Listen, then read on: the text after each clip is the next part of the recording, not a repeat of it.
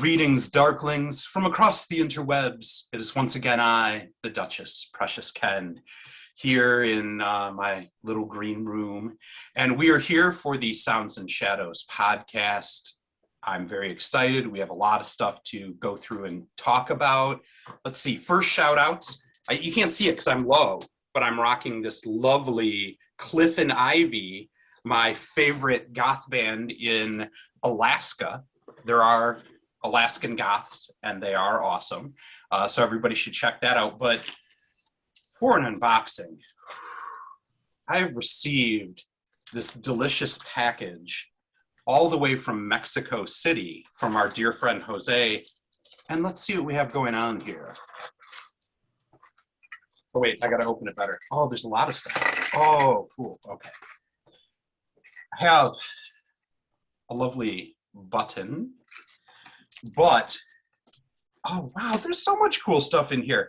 So this is, oh, it's a bookmark from Hueco, Jose's band, who is astounding and criminally underrated as much of the Mexico City goth scene. People need to be aware about this. And one of the great ways you could be aware of it right now, here is a Hueco album that was included. Very dope. But also importantly in here, I have volume 1, 2, and 3 of this amazing compilation called Escena Dark or Escena Obscura Mexicana. And it's all dark scene bands, a pretty good variety, like some industrial, some dark rock, some shoegaze, post-punk, everything. And it just really is a great way to explore some of the most amazing and eclectic dark scene music, all done there in the Mexico City area. And it covers quite a few decades in this. I mean, there's new stuff, there's bands that have been around a long time. So we're gonna do a show coming up about this. We'll go through, have Jose here, talk about all these bands and listen to it. I'm very excited. You can find that on Bandcamp right now. Now, getting to our very special guest, the best guest, always the best guest. From Austin, Texas, I have with me Dread Risk. Dread Risk. Welcome, gentlemen. Please introduce yourselves and say what you play in Dread Risk. Hello, Ken. Thanks for having us. I am Eric Risk as the moniker on Facebook only. That sucks. And I am responsible for half of music production as well as various synthy live elements and visuals. And who is this strapping gentleman next to you? This guy looks huge next to He does. He looks torn up. I like it. Oh man, I feel torn up. I got a haircut for myself today, so I'm a little bit roughshod. But my name's Chris, and I do the vocals and composition for Dread Risks. Yeah. And Chris, you can even hear it when he's talking here. One of the things about Dread Risks that I love and stands out is Chris has one of those gravelly, intense, dark voices. Like, not like in a Andrew Eldritch, melodic kind of way. No, it's like broken glass in a sock smacking you in the side of the head. One of those voices. I like it. It's all effects, Ken. All of it. I mean, he had helium before this too. And you should have given away the secrets. Oh, yeah.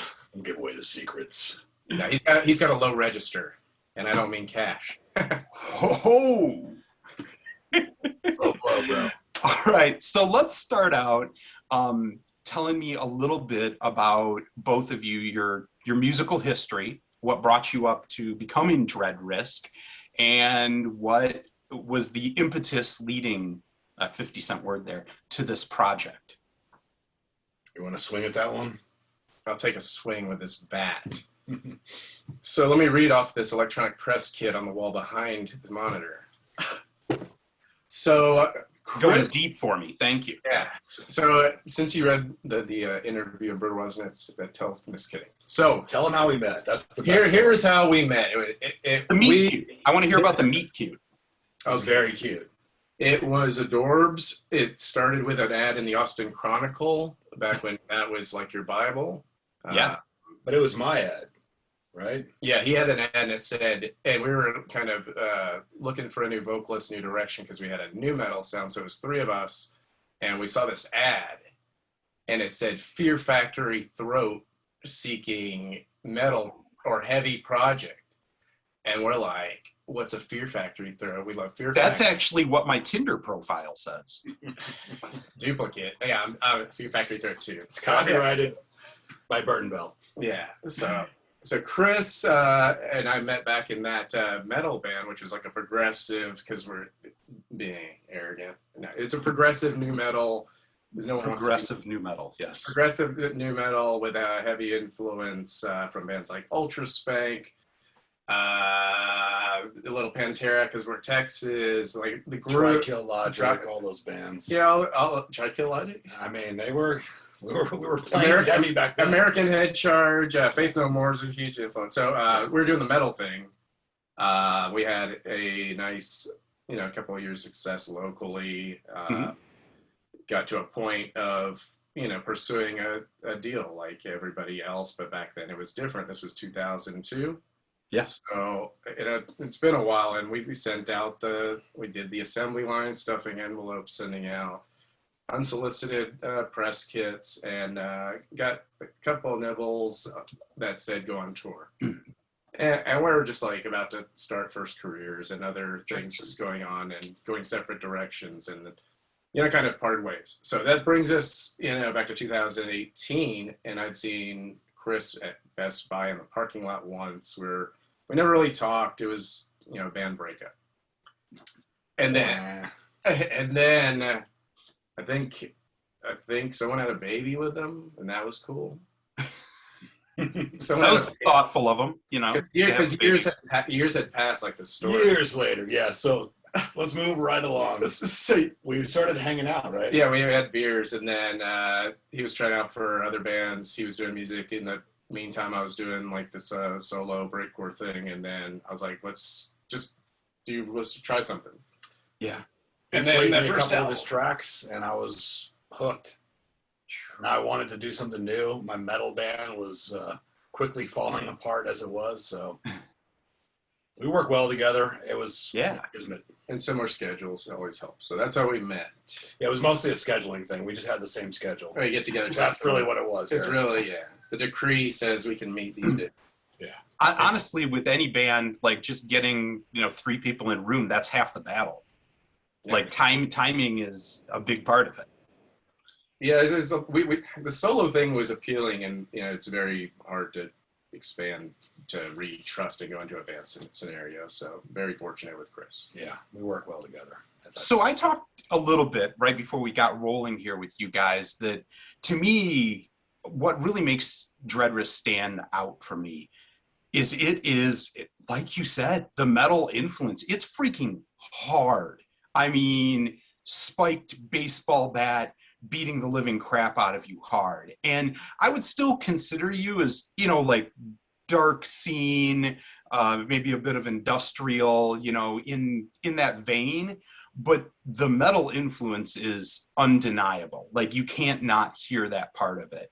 And so I feel like more that was your jumping off and starting point. What was it that kind of said to you, how do we add in these these synthy elements, these other aspects? How did that become what you thought of as your vision of the future for Dread Risks?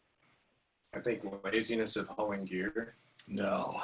Like, seriously. Now you're talking to my heart. Like, that's Hauling his coffin around, yeah. we've gotten rid of all of our amps, and it's the best decision we ever made. It's the greatest. It's the greatest. But honestly, I've been influenced by a lot of electronic artists over the years, and I love the heavy, dark sound. I love the huge drums. I love seething bass, that just undulates and kind of makes you want to move. Yeah. So I started writing that stuff. He was already writing that stuff, and we just started collaborating, and it was beautiful. And then we had a baby, and it was called Dread Risks. And we just always knew it had to be aggressive and accessible, so I like to call it aggressible. And I'm still surprised that we're accepted into any scene because, like you said, it's kind of bordering on that metal thing. So we were playing early shows with all the guitars and then us, and like opening for 6 other metal bands, and then Elysium and us connected and hit it off, and it was a great fit, and that's where we started learning more about the Austin scene that we had already started hearing about more so from Eric Gustafson and some of our friends. Right. Eric, a dear friend, and we're going to talk more about that because you guys have some stuff coming up. But you did mention something right there that I want to touch in. I'm kind of fascinated with the Austin scene because I live in Kalamazoo, Michigan, which is a college town, and I've been to Austin before and visited, and I've always felt like Austin is just Kalamazoo, but like 4 times bigger. And I have a deep love for Kalamazoo and, you know, the college town scene and the idea of being a tiny blue dot in the middle of an enormous red wasteland. And, you know, there's something special about Austin. It's just this place where people from all over the states have congregated for weirdness in this little dot in Texas. Tell me a little bit about kind of what that's like for you and how you think it plays into the music you make, like being a part of the Austin scene and some of the things that you like about it. And Chris, do you want to start? And I think it's helpful to compare and contrast and have Chris talk about how the scene was for us in 2002. Yeah, I mean, it's evolved a lot. There's been a great transition from these all downtown clubs to what do you call those, satellite areas of Austin. You know, places like Come and Take It Live, which used to be Antone's, which used to be a Tejano bar. The Back Room, which used to be our stomping ground when we were in a metal band, which is now Emo's, which is pretty wow, I guess. Steamboat, which I don't even think exists anymore. Everything's kind of morphed into this, like, everything on 6th Street is for the hip hop and pop crowd, and everything on Red River is for the alternative and metal crowd. So it's been cool. It's kind of nice. Like the Red River district is the home base now for bands like us, and there's about so you got 5 or 6 clubs all in a row there. I mean, there's way more, but you know, we're not cool enough yet for those. So we put a couple. There's Valhalla. There's Elysium, of course. I mean, I want to play Come and Take It Live again, and you know, Cheer Up Charlie's has been a dream to play there for a long time. Yeah, because Night School has a great event there with Sky running that. Nice. So and the scene now is just, it's a breath of fresh air. You know, maybe it's the internet, obviously, but it's also that COVID let some of these clubs open up again. But yeah. It'll pick back up, especially when some of these other clubs, like, you know, what is it, where we saw Cultastic at one time, or Health, you know. I can't remember what it's called. Mohawk. Just Mohawk, right. I think went under, but no, they're back. They're back. Thank God. Nice. I know you guys mentioned there like the Elysium, and you know, you'd kind of shout out Eric and Rich, who are, you know, good friends of the show and just awesome folk. So you started working with them for this new single that you're releasing, which is extremely exciting. I got to hear a bit last night, and I'm just geeked about it. Tell me a little bit about what this newest evolution and sound and single that you're putting out is, and some of the people that help you put it together. You want to talk about the song itself? The sound of the song? I mean, the sound just comes from, I want to hear something. How do I make it so that my ears can take it in? And just, you know, experimenting with synths. Sometimes you just come up with a riff and you're like, damn, that sounds good. How do I make this an entire song that I can digest, and then hopefully others will love to digest as well? Influence of the theme of the song was actually a book by Dan Simmons called The Terror. And I just love some of his storytelling styles, and I just wanted to write a song that kind of encapsulated that feeling of hopelessness. So. Why do I know that? What else did Dan Simmons do? Geez, I'm trying to think right now. Drood. Okay. Historic fiction about Charles Dickens.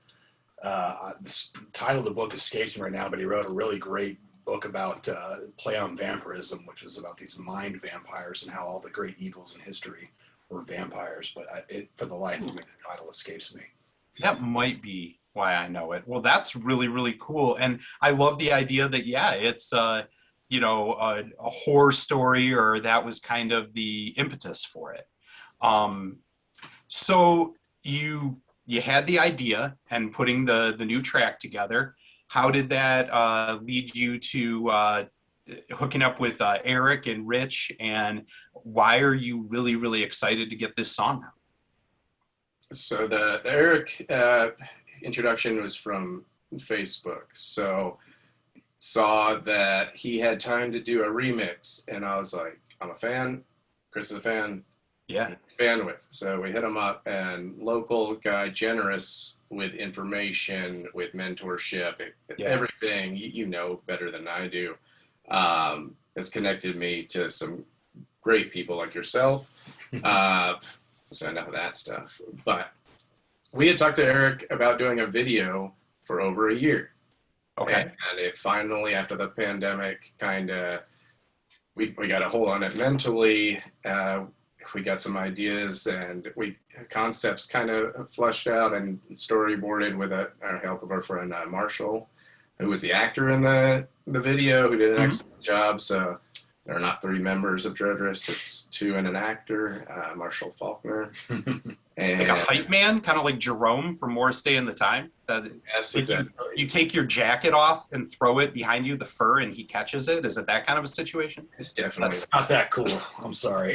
It's not as cool as that, but whatever works. Nothing is as cool as that, guys. I'm sorry. I didn't mean to put that much pedestal against it.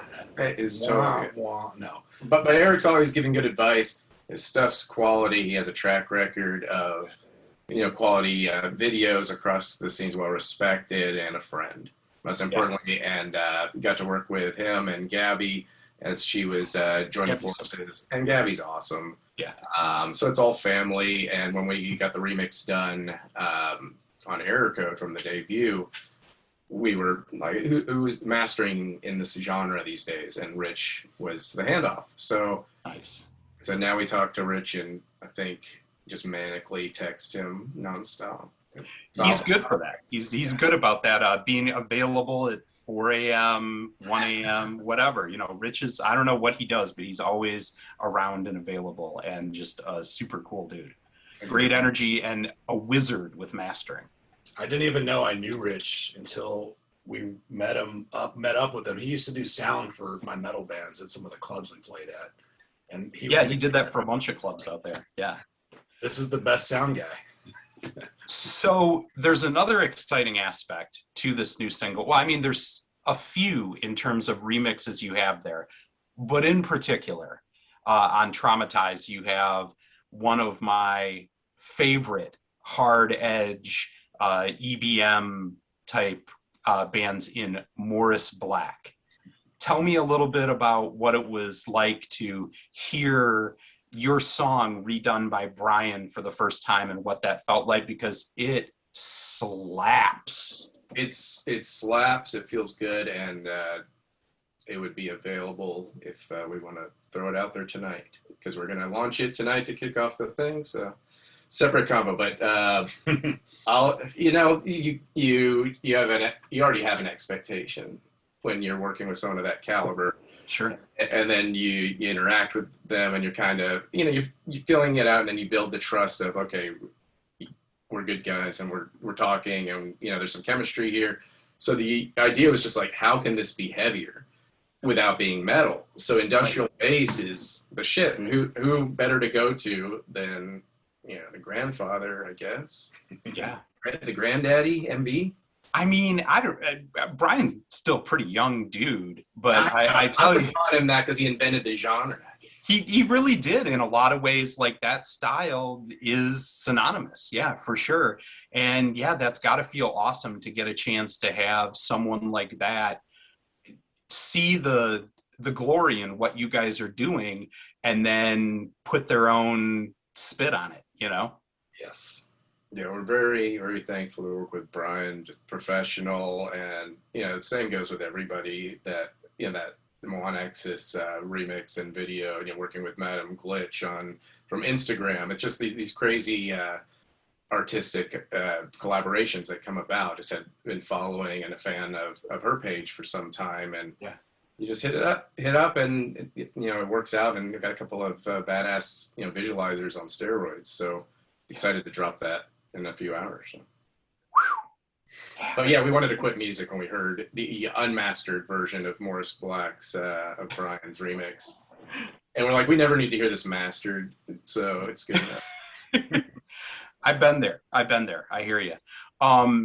So tell me a little bit then about what the future, as hopefully the world starts to open and things start to happen.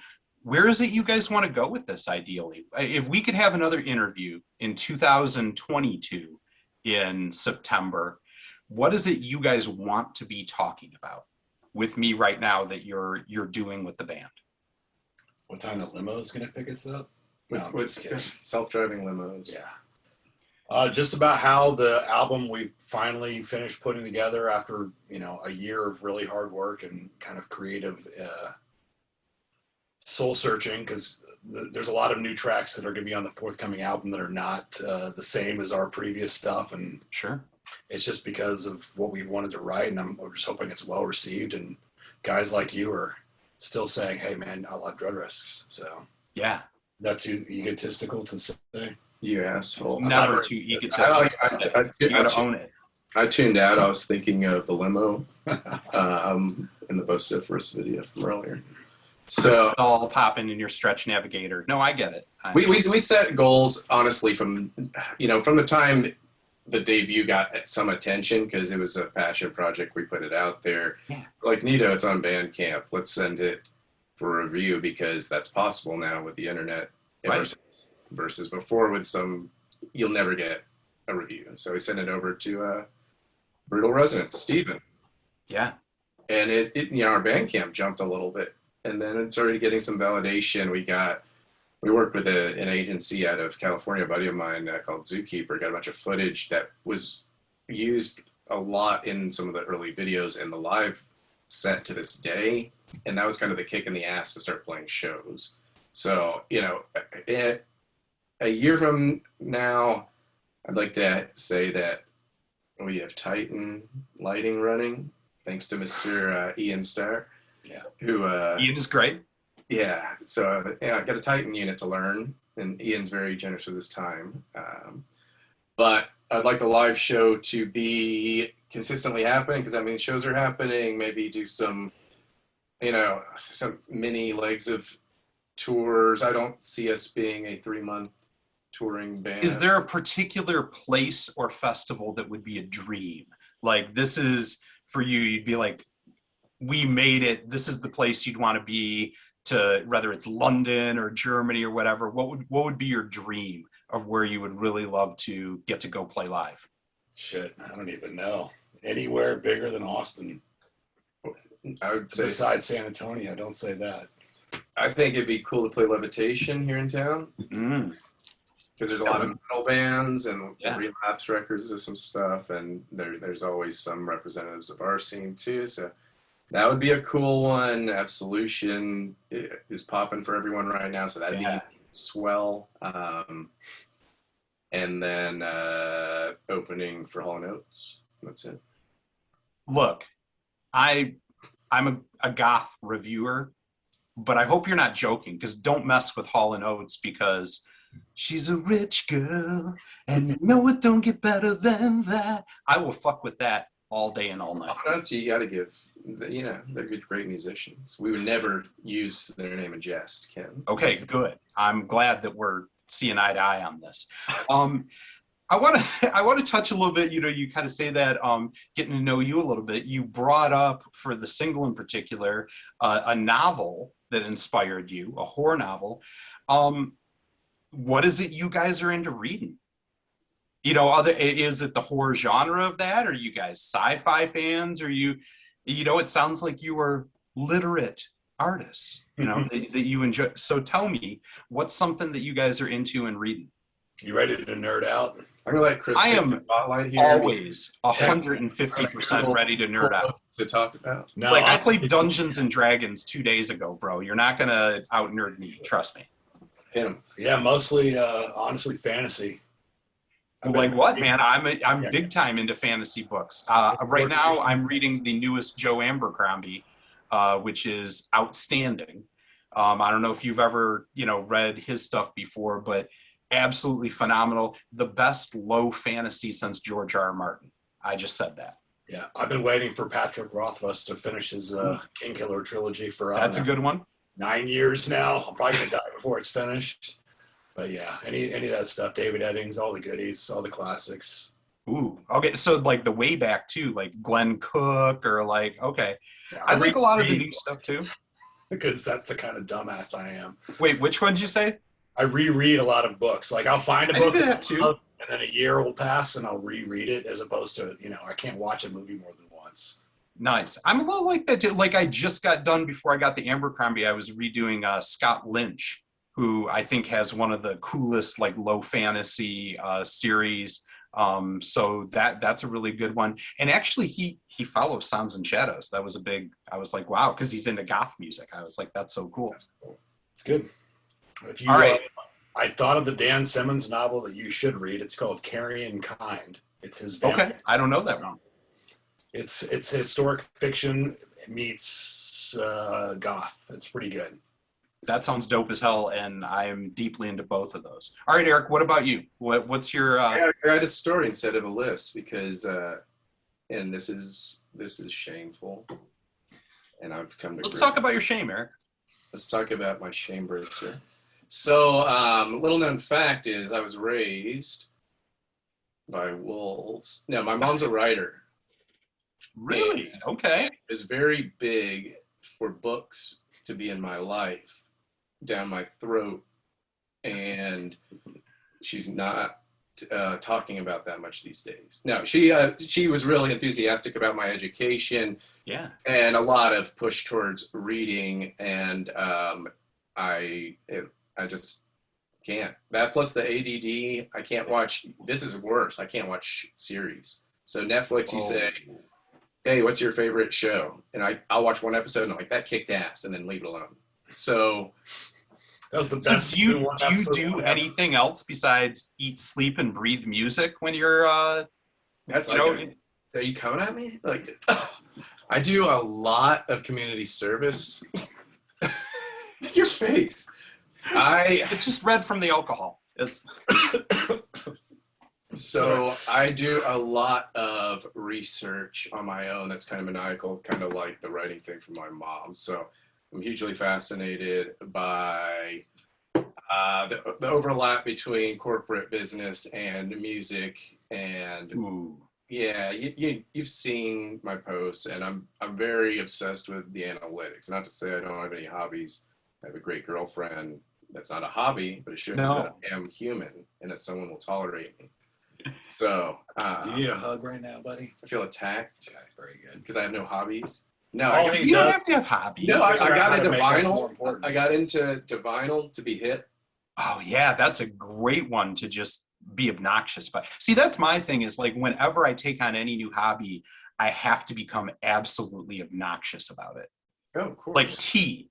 Like I started like getting into drinking like fancy loose leaf teas, and I couldn't just enjoy some tea. I had to like get all this equipment and learn all about it, and I have to be a prick about it. Like I can't just like lightly get a tea habit. Like I have to go all in. Blog about your knowledge. Yeah, exactly. People need to know.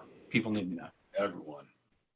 What tea? This is a green tea cucumber and melon blend. That's quite delicious right now. It's actually good as an iced tea too. That's good. Wow.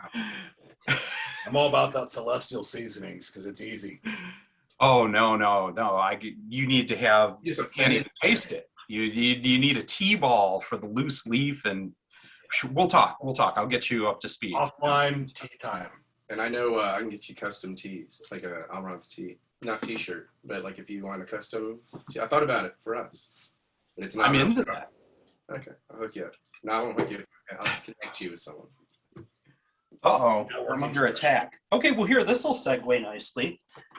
Tell me about, do you have any little creatures in your life? Because Freya sometimes comes up and wants to be internet cat famous. I have Eric.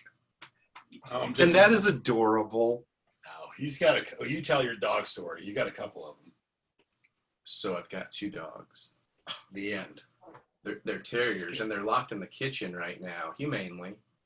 Right. They have water. They have Food. acoustics to bark in and not ruin the biggest moment of our lives right now. So they will get a treat. There's a Cairn Terrier named Nigel.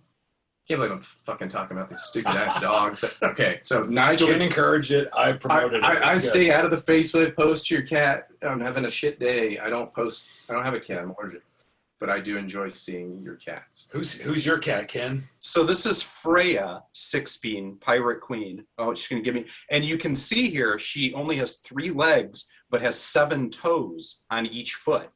So she's pretty unique in that, and she is the sweetest of my babies. Good.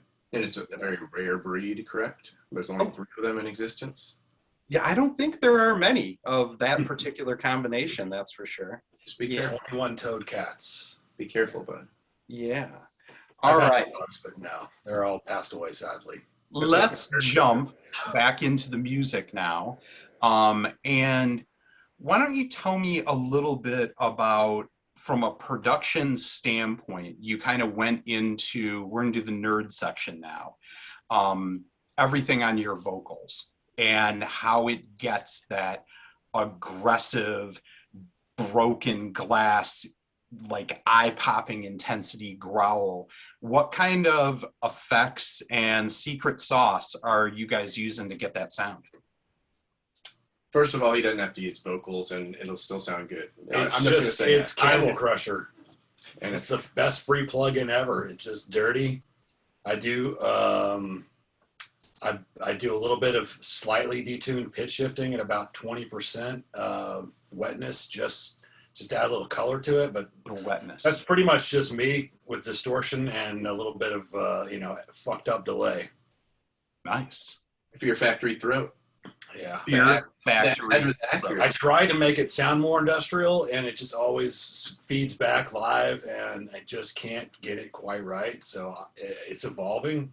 Maybe the actual production on the album will sound like I'll have even more effects on it. But right now, it's just, the pitch shifter and Camel Crusher and a tiny bit of that super rapid delay to add some texture.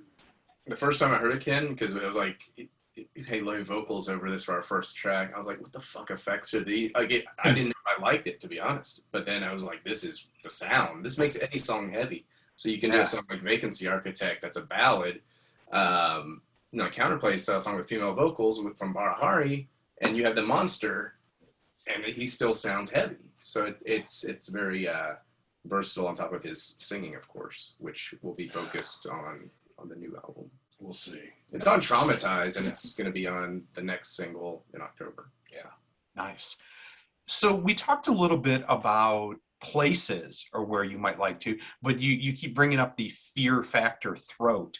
If you guys could, as a dream, anybody that's active at this moment that you could go on tour and open for, who would be the band you would want to play with? You got any good ones? I mean, I would love to play with Frontline Assembly. Yeah. I would like to play with God Module. I don't know that would be doing right now, but I saw them a few years ago, and it was just, I love their live shows. Yeah. I I think that's very doable. I could reach out for you. We could probably make that happen. Faith No More reunion coming up, maybe. He just had a mental health thing, so he's taking a pause. Okay. I just found that yesterday. If Mike Patton's having trouble, It's true, but you know what? I got to really say, I'm glad you brought that up. I think this is a great topic that, look, this is something that's always confronted artists and musicians, right? And frankly, something that usually nobody wants to talk about or deal with, right? That's not fun. That's not cool to talk about the toll of playing and being on the road and away from your family and, the effect that can have. And I was really impressed yesterday when that story kind of came out to hear all of the support for Mike Patton, where unlike maybe in the past, casting stones about it, everyone was like, that's so awesome that he took time off tour to figure his shit out, to have a chance to heal himself and get, and I just thought that was absolutely amazing, because it's something that I think confronts a lot of artists, especially somebody on that level, that maybe you got a lot of managers and people in the room with you that don't have any patience for you taking a chance to figure things out. Yeah, you're gonna scream at me till I let you out? You lost your shit, Ken. I didn't know that. That sucks. Yeah, I saw it. Ian posted. It's Russell, man. Sorry about that. You know, she gets feisty. No, I think that's great. Do you guys, you know, have any thoughts or take on that in terms of the importance of your mental health and taking time for that as an artist, and how that affects your music? So the name of the band is all about that, and that's not like you should know that because it's ambiguous, but like it could be a verb or like it's just the fear of what ifs. It's anxiety, and it's a daily struggle.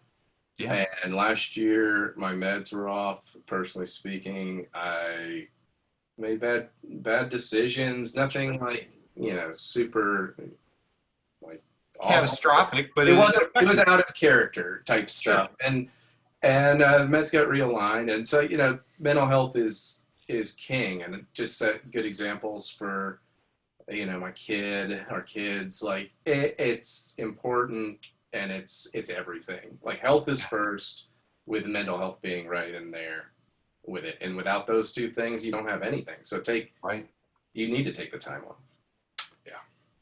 Yeah, no, I agree. I'm glad you brought that up. That's something we don't always get into or talk about, but I think it's really important. And like you said, I mean, what chance do you have of expressing art if you can be in a good place to do it? You know what I mean? That's really important, and having your band or whoever is around you to support you in that, instead of going the other way of trying to push you when you're not ready to be pushed, you know? Well said. Yeah. Yeah. Yeah, it's not like everyone has anxiety. You know, it's just, of course. It's relatable, and the feel of the music just seems to be captured in the name, and it was just spur of the moment. So we're happy with it. It's weird that it's really, you know, relevant right now. I had no idea. I thought it was just a cool name, but at the same time, it spoke volumes to me, because everything's about the fear of the unknown and the fear of risk, the fear of what could fail and what could come out of something. Low probability, high consequence. Yeah. What's something you're scared of, Ken? Like, oh wow, what's something you're scared of? Let's do. All right, hold on. I'm going to do a Sounds and Shadows reveal right now, and you can't laugh at me about this, okay? Because you ask. I have a actual dread fear of the song "Love Hurts." Because I have a reoccurring, Is that right, Nazareth? Yeah, Nazareth. I have a reoccurring dream in which I die. And I've had it many times in my life. And the only constant is that song is always playing. That's fucked up, dude. And so, like, if I'm like driving down the road with the radio on and shit, and it comes on, I pull over and turn off the car for like 4 minutes before I'll start going again, because I have this feeling that when I actually die, that song is going to be on. I just got deep there. Wow, that was revealing. That doesn't apply to our name at all. So because that story was freaky, and we'll probably write an album on it. You're terrifying, Ken. Ken, it's weird on the camera. We will never play that song when you come to our parties. Please do not, because I'll leave. I've done that before. I've gone to parties, and that was it. And I've turned right around, get in my car, and go home. I've done that before. Or bars. I've walked into bars where it's on like a jukebox, and I'll just fuck off. Like, nope. But the amount of time you spend worrying about that scenario or thinking about that scenario far exceeds the actual thing of nothing happening. And that's the red risk, and we all waste our time, or that's what the hold is on us. And I think a lot of people can relate to that. Yeah. We do. Chris has anxiety, right? I have anxiety about not being effective at delivering the goods when it comes to performing music.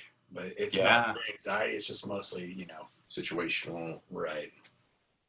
But I've been supportive of Eric and his struggles. I'm not like fucked up. Like I didn't say you're there's fucked. nothing against destigmatizing it. I sound like a victim. No, I know woe is me. I got therapy. I'm doing life's great. Yeah. We all have struggles, though. It's just all, Exactly. it's all relative to the perception of what we're facing. So I love that. This got heavy. You know, usually the show, we keep it real light, but no, we're talking real Yeah, stuff people are here. gonna We're say, doing real work right now. My DMs are gonna be like, "Are you okay about the album? Because you're depressed and shit." And I'll be like, "Yeah, it's been bad by 2 albums." By two, yeah, at least. You're relatable, Eric. I'm not. All right. So another thing I always like to ask here, we're a music review page, and I like to know what I know. Shocking, right?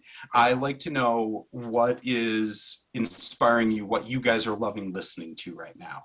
So if each of you could give me a holler on something that everybody, I'll put in the links here, of everyone should check out this band. You want me to start? You start. I mean, I listen to a lot of the same stuff over and over because I'm methodical like that. Sure. Because I love certain bands so much that it's hard for me to skip them. Like I listen to Catatonia on repeat pretty much every day of the week. They have a new album that's really phenomenal. It's a little bit more mellow, but it's so engrossing. I've been enjoying Weird Wolves. I didn't even know they existed until like a few Love months them. ago when we started playing with them, and I was like, "Damn, this girl can sing so well." It's Martin Gore's daughter, and I didn't know that either. And At the time, we yeah. did. Yeah.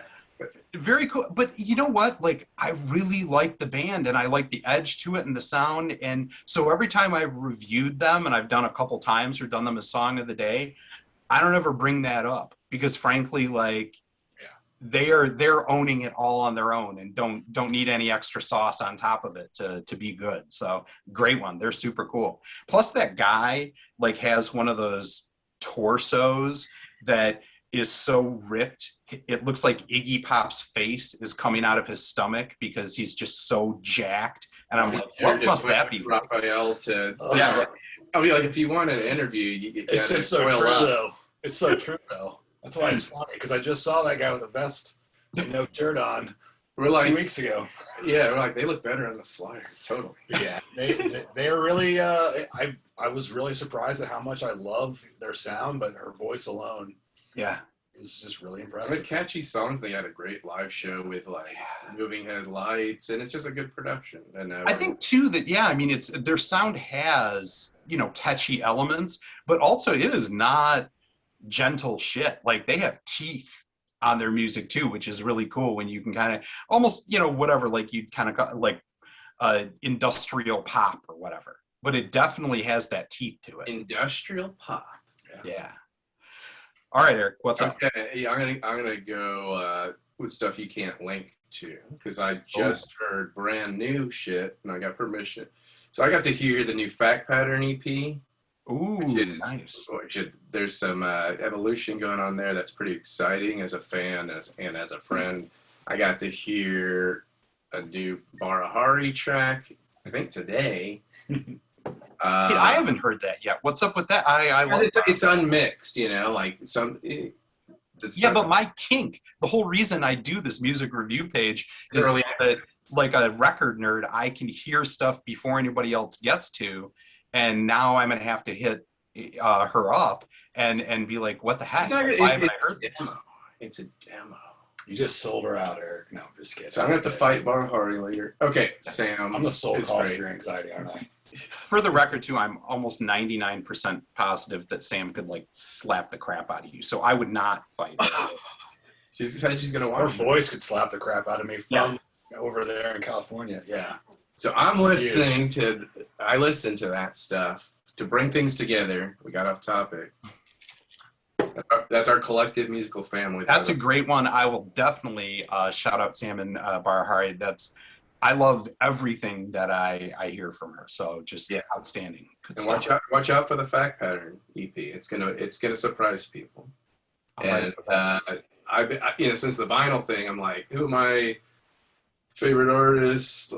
Recently that I'm jamming a lot at vinyl. I got Mon Exis, Postmodern Therapy, incredibly. It's like cinematic meets industrial bass. And if you watch any live YouTube clips of their performance, it's just nuts. So super nice guy. I'm gonna give props to everybody on the remix. Give a shout. Yeah. Yeah. So the new Suffering song in the Glass is amazing. It's got almost a metal element to it. Yeah. The little witch house meets metal, and then Weisden, who's become a good friend, Frederick, he's working on some remixes that are exciting as well. So, and the last song is us remixing ourselves under the Grief Giver moniker. So, Yeah. I don't know if you have the whole album yet. You bought the pre-order. Thank you. Yeah, I did. I also, well, coming up here, there's going to be on our album coming up, a Dread Risks remix of Amaranth. We never allowed to talk about it. We figured it could come up. Yeah, it's gonna. So I'm really excited for that, and I love what you guys did, and it's freaking mean. I love the just bashing beat of it. That was a totally different take from anybody else who did that one. So that was very, very cool. Well, no, I'm just kidding. What's that?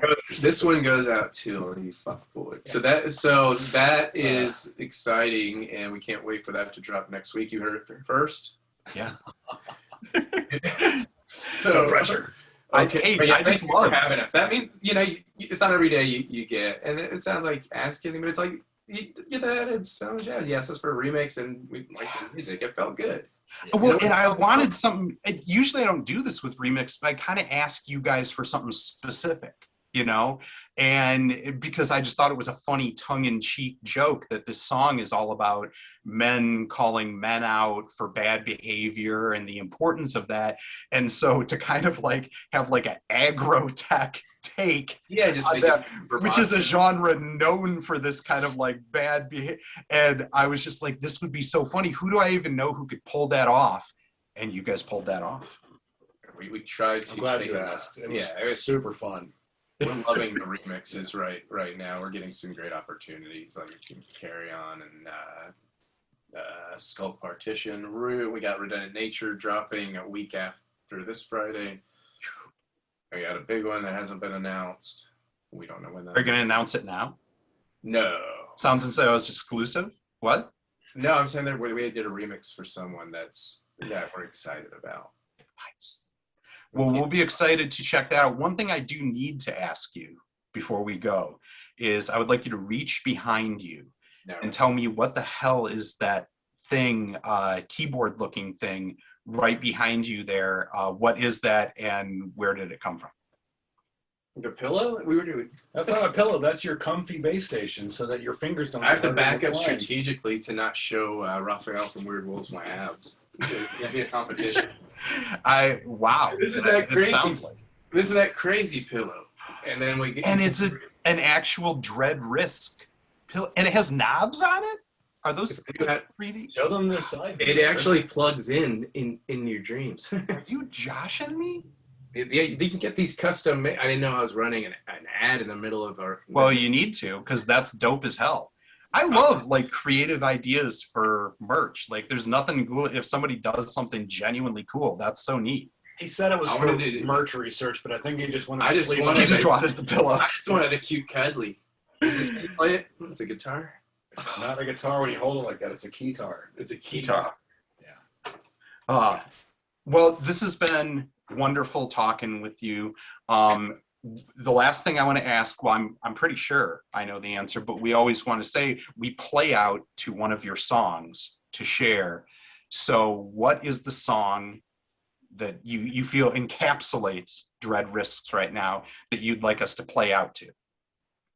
What's that song that you don't like to hear? No, so I mean, before we go, I just want to make sure that we thank, it hasn't come up, but Wes from Remission has done a lot for us, and very, very huge promoting dude, single shop, single guy, just showing up and delivering on all fronts. So it's a good synergy with how we want to release things and the label. So very happy about that. Very cool. Yeah, Wes is awesome.